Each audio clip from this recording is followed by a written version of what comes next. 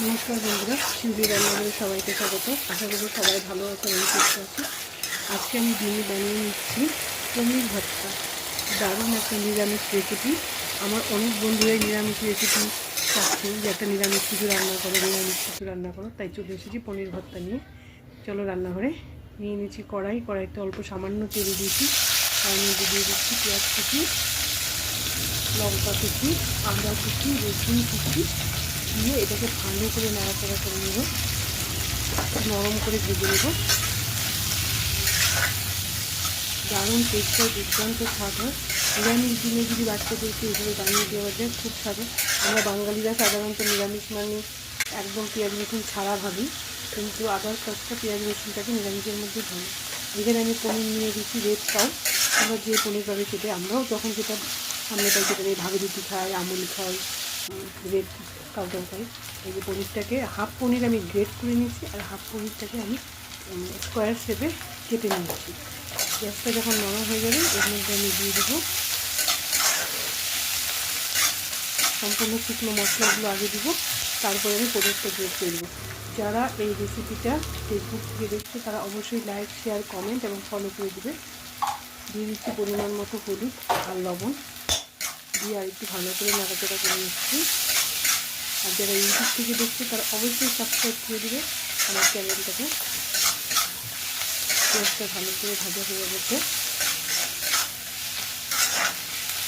আর যারা নিরামিষ খাবে মানে একদম পেঁয়াজ রসুন ছাড়া খাবে তারা এইখানে একটু টমেটো আর একটু ক্যাপসিকাম কুচি দিয়ে বানিয়ে নিতে পারবে।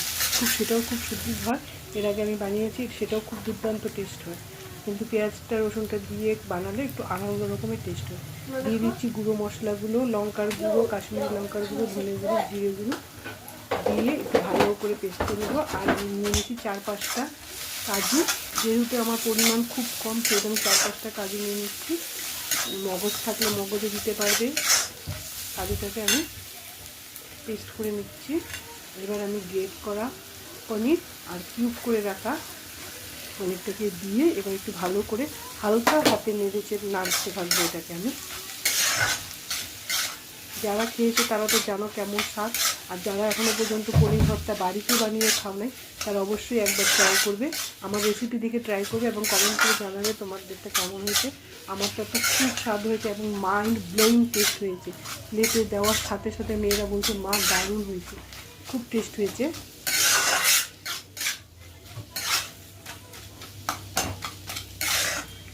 এভাবে একটু নরম করে ভেজে নেবে। আজকাল সবাই একটু এক্সপেন্সিভ খাওয়া পছন্দ করে, এক্সপেন্সিভ না, স্পাইসি খাওয়া একটু পছন্দ করে। একটু রেস্টুরেন্ট স্টাইল দেখতে, একটু আলাদা ডিফারেন্ট টাইপের, যেটা নর্মাল খাওয়ার থেকে একটু ডিফারেন্ট খাওয়া পছন্দ করে।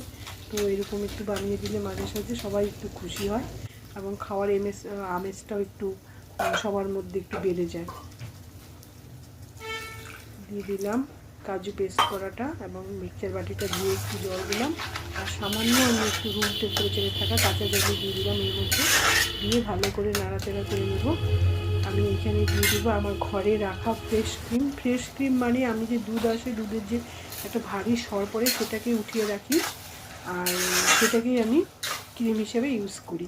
দিয়ে দিচ্ছি সামান্য একটু চিনি ব্যালেন্স করার জন্য। আর একটু এই ভর্তাগুলো একটু মিষ্টি মিষ্টি না হলে ভালো লাগে না। দিয়ে দিচ্ছি এখানে আমি কস্তুরি মেথি হাতে ডলে ওটাকে দিয়ে দিলাম। কস্তুরি মেথি কোম্পানিটাও দেখিয়ে দিলাম যে আমি কোন কোম্পানিটা ইউজ করছি। আর দিয়ে দিব এর মধ্যে আমি ধনে পাতার স্টিমটাও দিয়ে দিলাম। এই স্টিমটাও খুব সুন্দর সেল করে। তোমরা যদি ধনে পাতা কেউ না খাও এখানে স্কিপ করে যাবে। রাতের ডিনারে, সকালের টিফিন বা কোথাও ঘুরতে যাওয়ার সময় এরকম রেসিপি যদি তোমরা বানিয়ে নাও খুব মজাদার হবে। এবং গেস্ট আসলে যদি কোনো নিরামিষ গেস্ট আসে তাদেরকে এরকম করে বানিয়ে সার্ভ করে দিলে তুমি খুব প্রশংসা পাবে।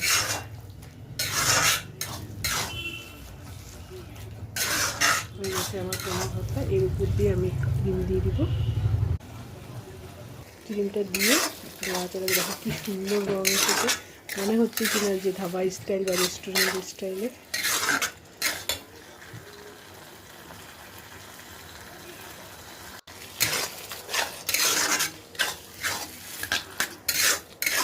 যদি আমার ভিডিওগুলো ভালো লেগে থাকে তোমরা অবশ্যই আমার লাইক শেয়ার কমেন্ট করবে, এবং আমার কমেন্টে এসে তোমরা তোমাদের যে রেসিপিটা দরকার সেটা তোমরা যদি আমাকে কমেন্টে এসে জানাও যে দিদিভাই এই রেসিপিটা পাঠাও, আমি অবশ্যই চেষ্টা করব তোমাদেরকে সেই রেসিপিটা বানিয়ে পাঠানোর, দেখানোর। এই যে দিয়ে দিচ্ছি ফ্রেশ ক্রিম। আমার ভিডিওগুলো কেমন লাগে সেটা তোমরা কমেন্ট করে অবশ্যই জানাবে।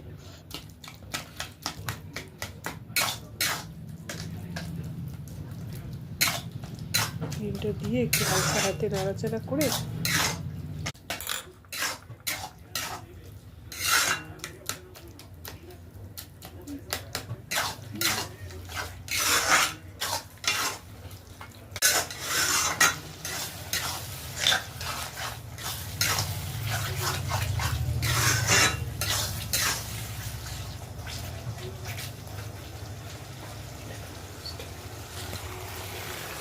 নিয়েছে। এবার সামনে থেকে একটু দেখিয়ে দিই আমাদেরকে। এটা আমি নামিয়ে নিচ্ছি, প্লেটিং করে দিচ্ছি, উপর থেকে একটু গার্নিশ করে দিচ্ছি ধনেপাতা, প্লেটিং করে দিচ্ছি। খুব সুন্দর হয়েছে দেখতে, দেখার মতো সুন্দর হয়েছে।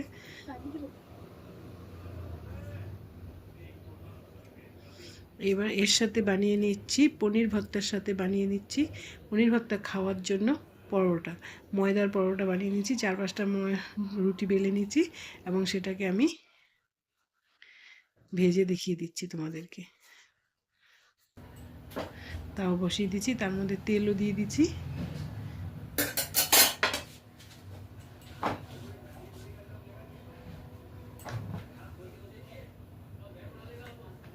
এই যে 4 কোনা করে নিয়েছি পরোটাগুলোকে।